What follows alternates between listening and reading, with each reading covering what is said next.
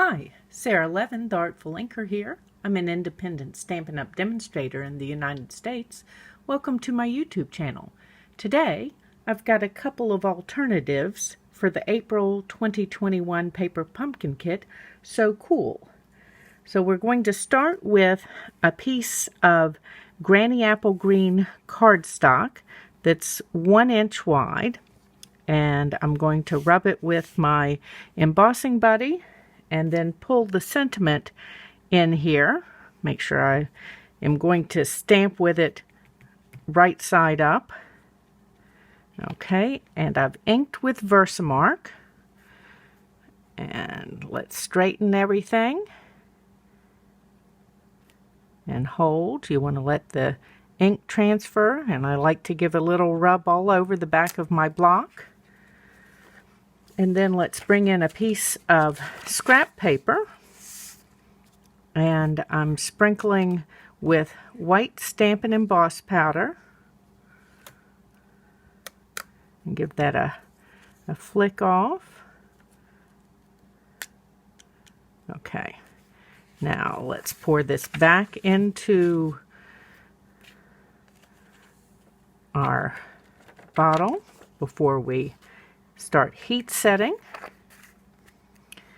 And I'm going to hold this with my tweezers so that I don't burn my fingers.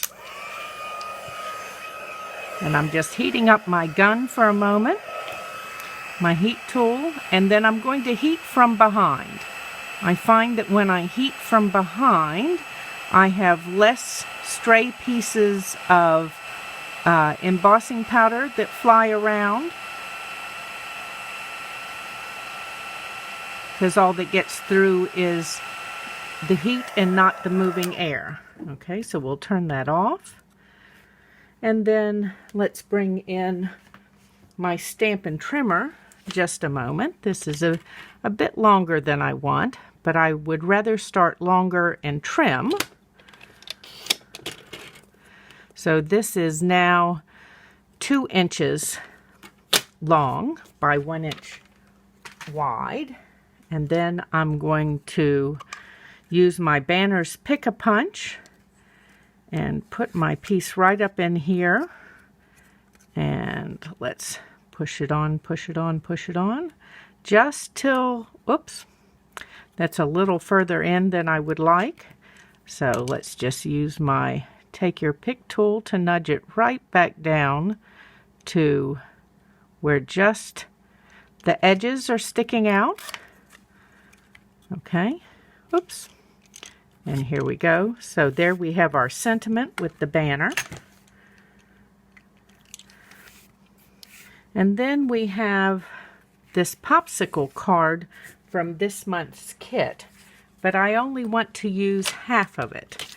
So I'm going to put the score line right in the track, and I'm going to take a moment and check that, and then come right down there, because I do want to save this half to be able to use it for another project. So I see that I've got just the tiniest bit here that needs to be cut off, so I'm going to bring in my paper trimmers and cut that at a slight angle so it gives us a nice smooth edge there. And then we're going to want dimensionals on the back of this piece. So let's go ahead and pop those on. If you've used all the dimensionals in your kit, you can find more in my Stampin' Up! Store. Next, I've got the snail mail twine combo, and we're using the white twine, and I just want to tie some of that around the popsicle stick here. And let's go ahead and give that a loop through so it stays in place just a little bit better.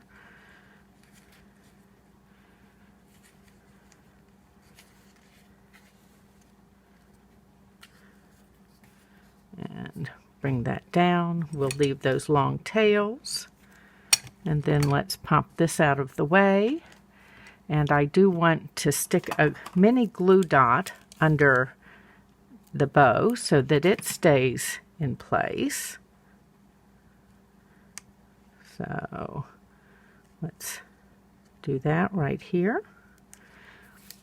Oop, and just as I thought, I didn't put any dimensionals here on the stick. So let's go ahead and do that on our popsicle stick. Pop that out of the way. And next we have our other card pieces. So I have a thick basic white base that's 4 1/4 by 11 and scored at 5 1/2. And then I've got a piece of Granny Apple Green that is 4 by 5 1/4, and a piece of the Coastal Cabana designer paper from the Brights collection that's 3 7/8 by 5 1/8.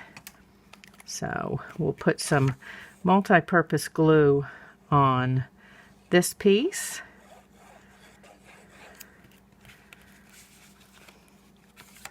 And add it to our Granny Apple Green, which will just make this pop. Okay. And then we're going to add dimensionals to the back of our Granny Apple Green.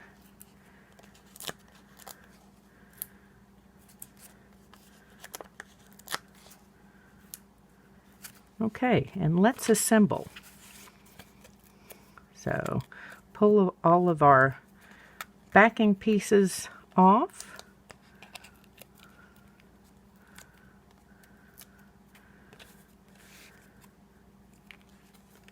And straighten up my card base using the grid paper. Grid paper is available in my Stampin' Up store. I love to have it on hand for putting my cards together. And then let's add our popsicle.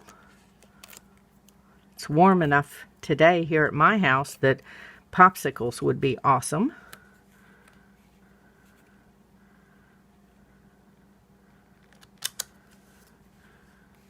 Okay, and let's just do that. Now let's add a couple of dimensionals here on our tag. And since we're going to hang over, we need a double stack here on this end so that our sentiment will be level. And there we go. And then I've got some of the clear and frosted epoxy dots from the catalog. They are on the retiring list, and I believe that they are also a little bit discounted. So if you would like some of these, you have a few days to pick them up before they disappear completely. But they're great for adding a little trio of frosty goodness to our popsicle. Okay, so that's alternative one. Let me clean up and I'll have a second for you. To start this second card, we're going to use one of the envelopes from this month's kit. And I'm going to take my paper snips and just cut down the sides here. I like to preserve as much of the printed inside as possible, and this way I can open it up without tearing it and see what I've got here. Okay, so next I'm going to pull in my paper trimmer, and I'm going to start with the score line here in the track and make sure I'm as straight as possible and just trim that off. And then I'm going to put this straight end up here at 3 3/4. And the reason I'm doing 3 3/4 is because the finished width of this will only be 5 instead of a standard 5 1/4. And it looks like I'm going to be just a smidge short because I cut too quickly on the other end. So let's move this out of the way. And then I'm going to layer this, since this is thin, I'm going to layer it onto a piece of basic white that I've cut to the same 3 3/4 by 5. Now, since I cut this piece just a little too narrow, I am going to have to trim a smidge off of one end. So let's line this up, and then I will turn it and trim. Okay, so that looks like we're on there. And then I'm just going to use the striped layer as my cutting guide. You could put this back in your trimmer if you wanted, and just cut right up the edge of the striped layer. Okay, so we're done with that piece, and we're going to set it aside. And this scrap just wants to keep coming in and joining us. And then next, I've got a piece of the old olive designer paper from the Regals pack, and it is cut at 1 1/16 by 5, and I just want to put a quick tick mark here at the center, and then we're going to start with this piece. You're going to need a pencil and the watermelon, and let me zoom in here and pull this down, and hopefully then I won't put my head under the camera and you will still be able to see. So we're going to line this watermelon up right at the top edge and kind of try to center it on that tick mark. Okay, so I'm going to hold it, and yes, this is cut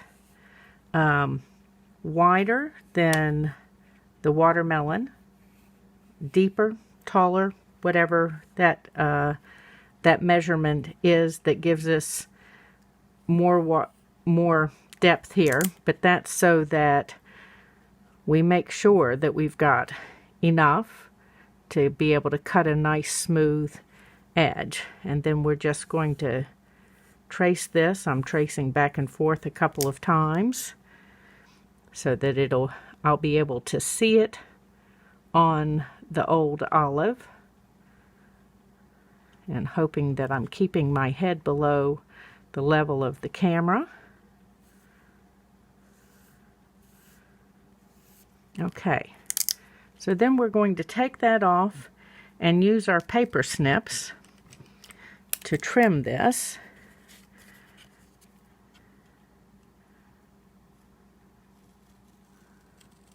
So that we get a scallop, and you don't want to trim it all the way up so that you're getting individual pieces.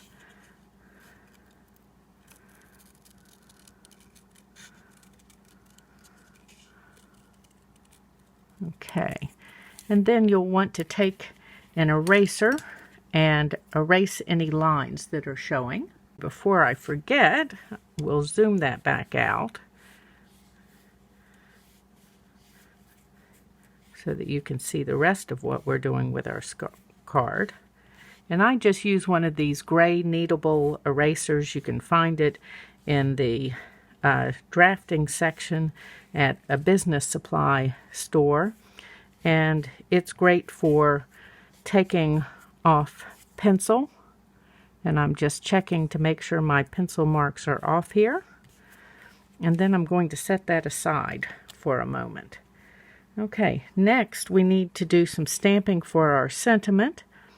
And I've got a piece of basic white, and we're going to stamp Happy Birthday from the So Cool kit in Bermuda Bay. I'm just using the full-size pad instead of the spot. Let me put that ink pad out of the way. I have visions of sticking the side of my hand in it.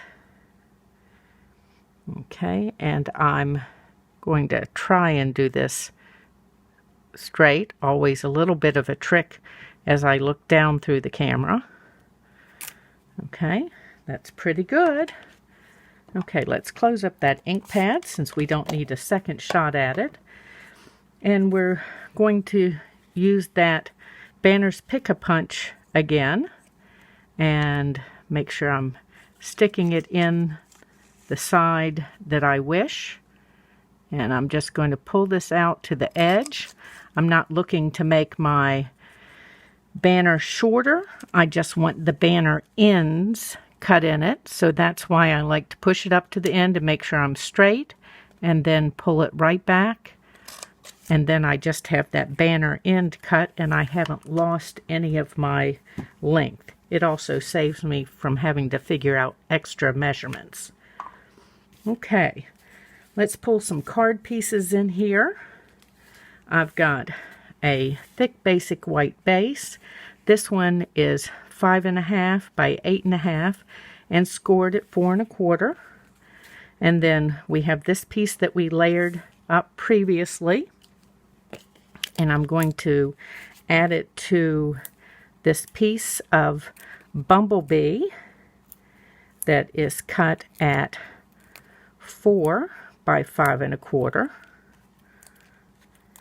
Let's pull our dimensionals off.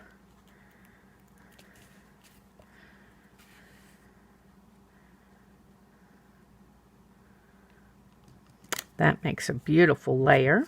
Love that diagonal stripe. And then let's add dimensionals. I do love dimensionals between my layers. They're an easy something to give a card a little more oomph, and they're inexpensive. If you've used all of the dimensionals in your kit, you can find more in my Stampin' Up! Store by using the link in the description below. Okay, let's add that to our card. And then let me grab my bone folder, and I'm just going to give this a little bit of shape.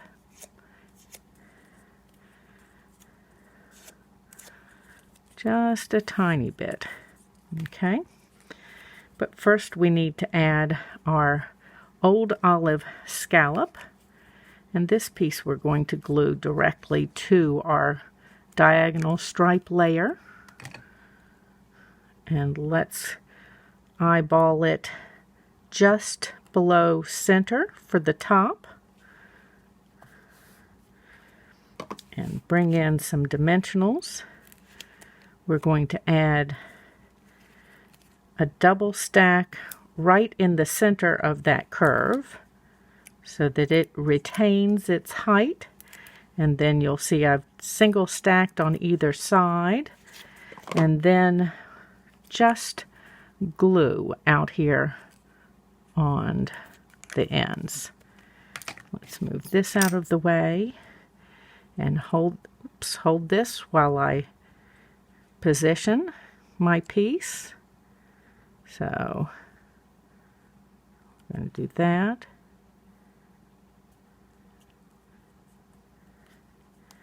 And then we've got just that little bit of curve there.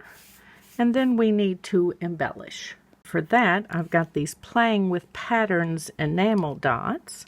And even though they say they're crushed curry, the crushed curry is close enough to the bumblebee in the stripe that it can play nicely here.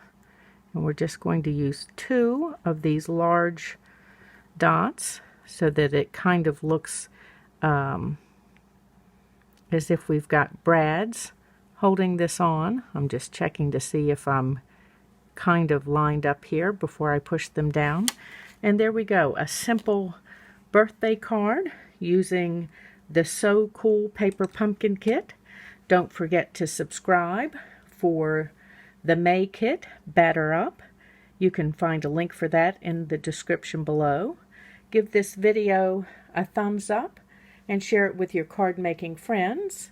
And if you subscribe to my YouTube channel and click the bell, you'll be notified the next time I upload a video. Thanks for stopping in. Have a great day. Bye.